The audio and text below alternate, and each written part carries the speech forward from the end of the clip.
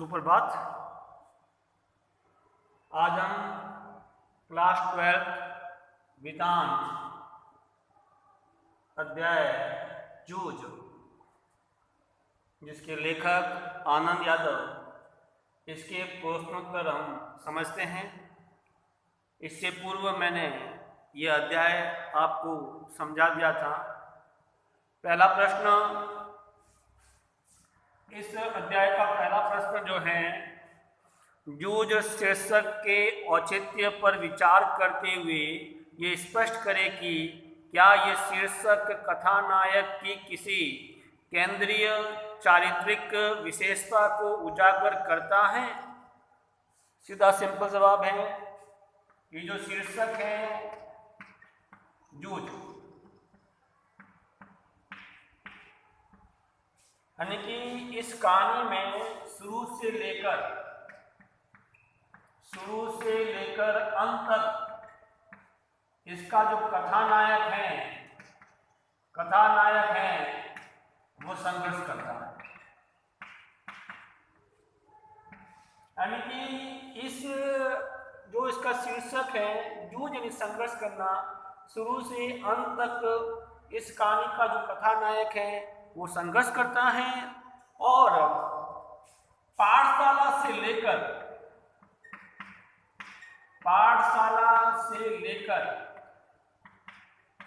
कवि बनने तक वो संघर्ष करता है कि किस प्रकार इस अध्याय में आनंद यादव पढ़ाई के लिए अपनी माँ के सामने बात रखता है। माँ से कहता है, माँ मुझे पढ़ना है, लिखना है, और वो संघर्ष करते हुए और माँ और बेटे दोनों जो है देसाई के पास जाते हैं। देसाई से अपनी बात रखते हैं। जब स्कूल में जाता है तो स्कूल में भी इसको संघर्ष करना पड़ता है, बच्चे परेशान करते हैं। यही नहीं, ये बालक संघर्ष करते हुए एक कवि बन जाता है। और यही नहीं, उसकी माँ भी उसका संघर्ष में साथ देती है। माँ भी संघर्ष में उसका साथ देती है। यही नहीं, देसाई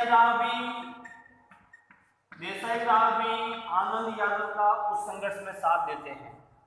तो इस तरह से इस अध्याय में इसका जो कथानायक जो है संघर्ष करते हुए माँ का सहारा लेता है, देसाई राव का सहारा लेते हुए वो आगे बढ़ता है। और यही नहीं, हम ये कह सकते हैं कि इसका जो कथानायक जो है, इसका जो शीर्षक है उचित है। और वो प्रश्न पूछ रहा है, सेकंड प्रश्न पूछ रहा है, क्या किसी केंद्रीय चारित्रिक विशेषता को उजागर करता है? हाँ, करता है। कैसे करता है? क्योंकि हमारा कथानायक जो है वो संघर्ष प्रवृत्ति का है। अब कैसे है वो सारा घटनाक्रम आपको बताना है इसमें। यही नहीं, वो स्कूल से लेकर कविता तक संघर्ष करता है। और यही इस कथानायक की संघर्ष करने की प्रवृत्ति जो है, जूझना जो है, वही शीर्षक उचित है। इस प्रकार हम कह सकते हैं कि जूझ शीर्षक के औचित्य पर हमारा जो विचार है वो स्पष्ट है कि ये जो है बालक संघर्ष करते हुए आगे बढ़ता है। और इस अध्याय की जो केंद्रीय चारित्रिक विशेषता है वो भी उजागर करता है। और हमारे कथानायक में जो संघर्ष प्रवृत्ति है, उसकी जो आत्मविश्वास की भावना है, उसकी जो पढ़ने की लगन है, वो सारी बातें यहाँ स्पष्ट होती हैं। पहला प्रश्न। दूसरा प्रश्न जो है,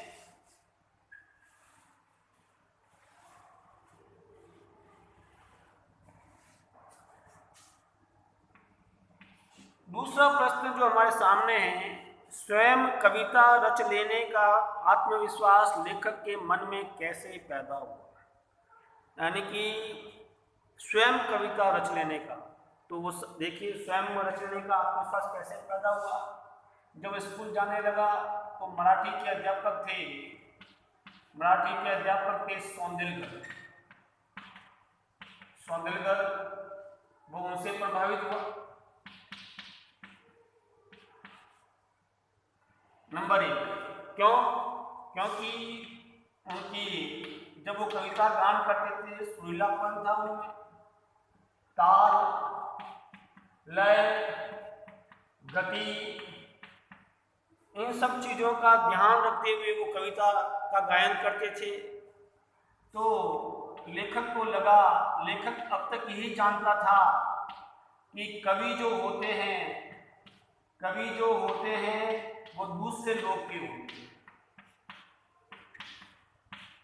लेकिन जब मराठी के अध्यापक ने कहा कि कवि कोई भी बन सकता है, जैसे मैं स्वयं कवि,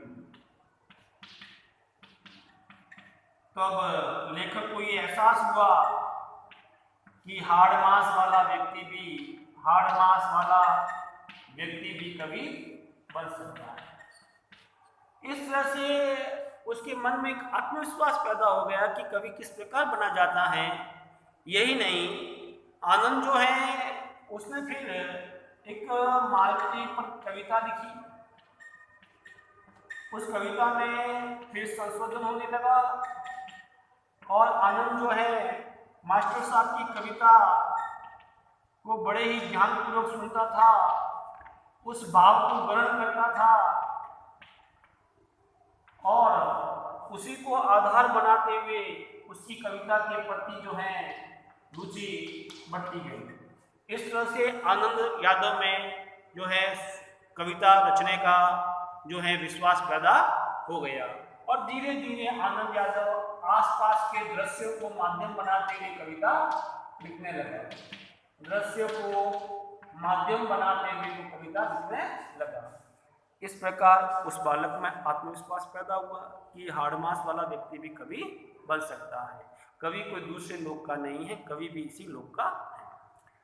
तीसरा प्रश्न हम देखते हैं इसमें,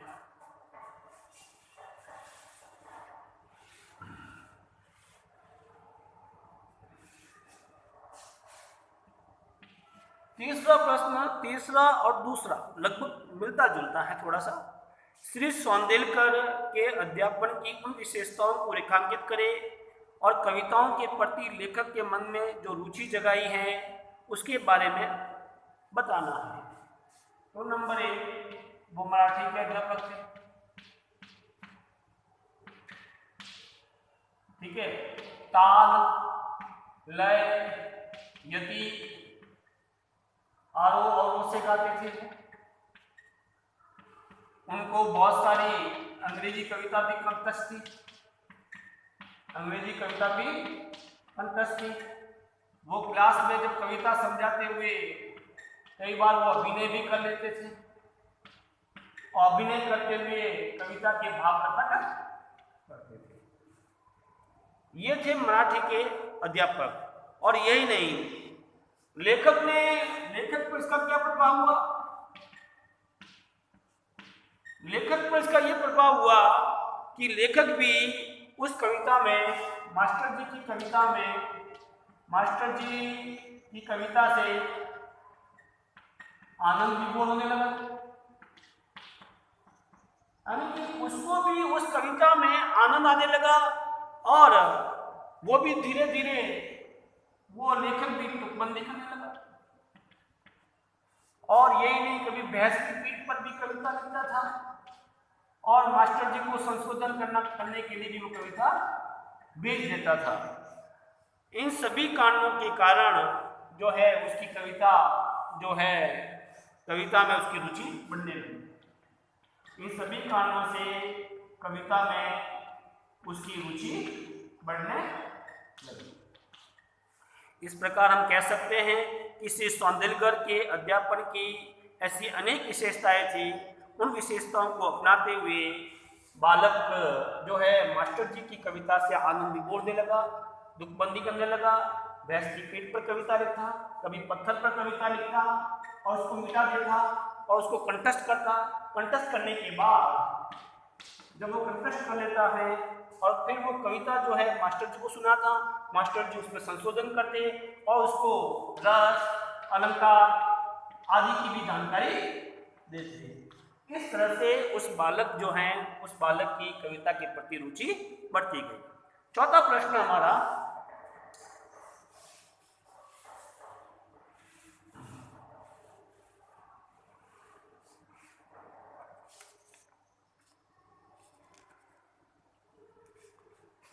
चौथा प्रश्न जो है, कविता के प्रति लगाव से पहले और उसके बाद अकेलेपन के प्रति लेखक की धारणा में क्या बदलाव आया।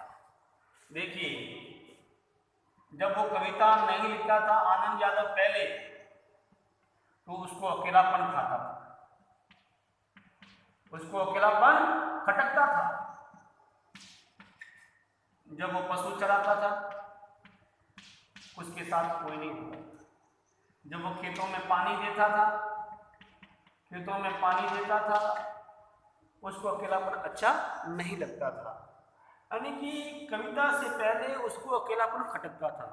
जो ही उस बालक की कविता के प्रति रुचि बढ़ गई बाद में, तो उसको अकेलापन अच्छा लगने लगा। अकेलापन अच्छा लगने लगा। क्यों लगने लगा? क्योंकि वो एकांत में गा सकता है, वह कविता लिख सकता है और थुई थुई करके कविता पर वो नृत्य करता था, अभिनय करता था। इस तरह से अब उसको अकेलापन जो अच्छा लगने लग गया था। तो ये चौथे का आंसर है। पांचवा प्रश्न जो है,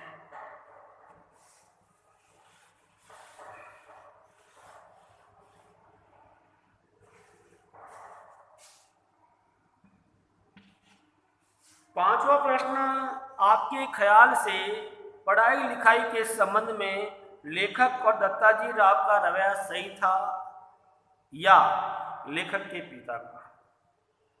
तो आपकी राय कुछ भी हो सकती है। मैं मेरी राय बता रहा हूं। लेखक व दत्ताजी राव का रवैया सही था। अब तर्क से मांग रहा है, क्यों सही था वो स्पष्ट करना है आपको। क्योंकि लेखक वास्तव में पढ़ना चाहता था, इसलिए माँ और बेटे जो हैं दत्ताजी राव के पास गए। दत्ताजी राव ने उस बालक की पढ़ाई के प्रति रुचि देखी और उसके पिताजी को उस बालक के लिए आदेश दिया कि कल से उसको स्कूल भेज देना। उस बालक को कल से स्कूल भेज देना। और वो जानता था कि पढ़ाई लिखाई करके मैं छोटी मोटी नौकरी कर लूंगा और नौकरी से थोड़ा पैसा मिलेगा तो मैं विनोबा की तरह कोई व्यापार कर लूंगा। इसलिए हम कह सकते हैं लेखक को दत्ताजी राव का रवैया बिल्कुल सही था। और यही नहीं, दत्ताजी राव ने क्या किया? दत्ताजी राव ने उसके पिताजी को धमकाया। क्या कहा? कल से स्कूल भेज देना। अगर तेरे से खर्चा नहीं होता है तो उस बालक का खर्चा मैं उठा दूंगा, उस बालक का सारा खर्चा मैं उठा दूंगा। और वो गांव के मुखिया थे, इसलिए उसके पिताजी ने उसकी बात मान ली और उसको पाठशाला भेज दिया गया। तो हम कह सकते हैं लेखक व दत्ताजी राव का रवैया सही था। अगर कोई बालक लिखना चाहे कि नहीं पिताजी का रवैया सही था, अगर पिताजी का रवैया सही था तो वो बालक जो है एक अच्छा कवि नहीं बन पाता। नंबर 1, पिताजी उसको व्यंग्य मारते थे कि पढ़ाई लिखाई से तू कोई बालिस्टर बनने वाला नहीं है। देखिए, वो बालक जो है वो अपनी गरीबी दूर नहीं कर पाता, और उसके पिताजी सारे दिन जो हैं रकमाबाई के कोटे पर पड़े रहते हैं और उस बालक को खेती में जॉब देते हैं। ये जो लिखना चाहे, लेकिन ऐसे बहुत सारे कम बालक होते हैं जो इस पे लिखते हैं, क्योंकि लेखक वो दत्ताजी राव का ही रवैया सही था। आपको एग्जाम में भी यही लिखना है, पिताजी का रवैया उसके पक्ष में नहीं लिखना है। अंतिम प्रश्न इस अध्याय का, छठा प्रश्न।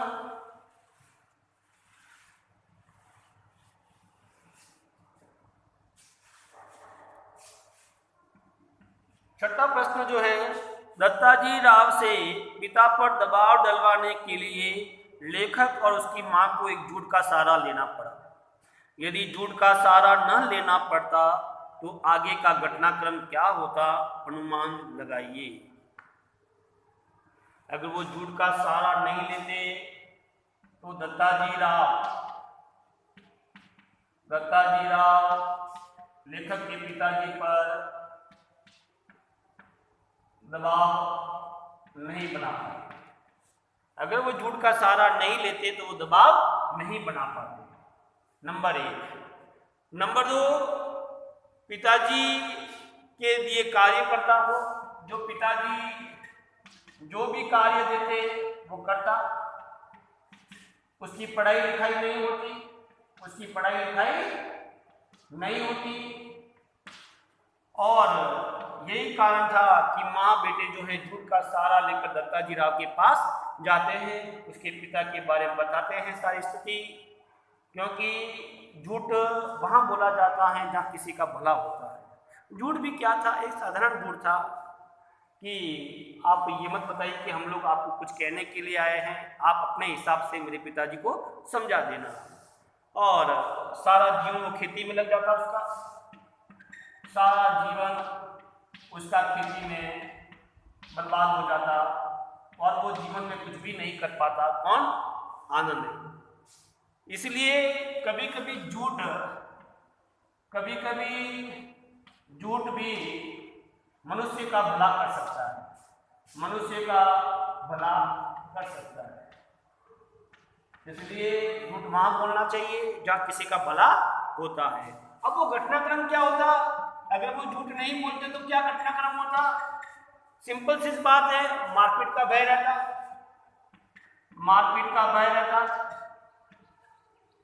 वह पढ़ाई लिखाई